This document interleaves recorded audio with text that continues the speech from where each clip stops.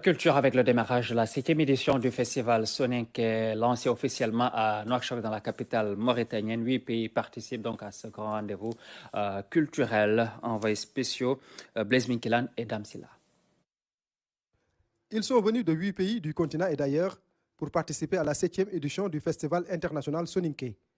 Un moment de rencontre et d'échange pour la communauté, soirées culturelles et artistiques, expositions artisanales, colloques et foires sont au menu des activités.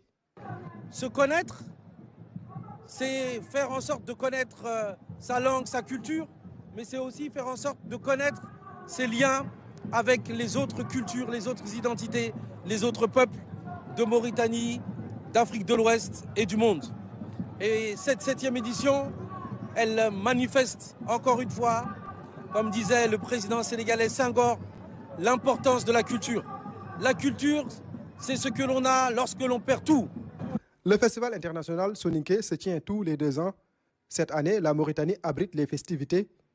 À ce jour de lancement de la cérémonie officielle, les participants ont rempli le stade olympique de Nouakchott en présence d'une forte délégation sénégalaise. Nous savons qu'ici, il y a des Sénégalais, des Maliens, des Guinéens, des Mauritaniens et autres. Donc nous avons tous échangé sur des projets économiques, d'agrobusiness, d'investissement dans des secteurs clés pour pouvoir tous communier nos efforts afin d'apporter notre pierre à l'édifice de construction économique et sociale de nos pays respectifs.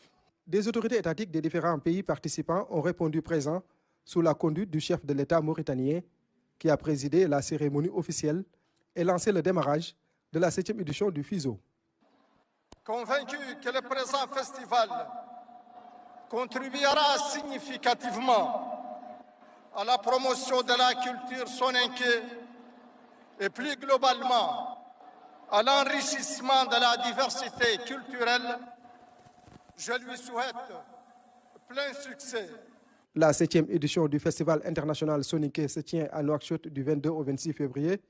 Les membres vivant en Afrique et d'ailleurs ont massivement répondu présents pour mieux défendre les valeurs culturelles, économiques et sociales de la communauté soninké.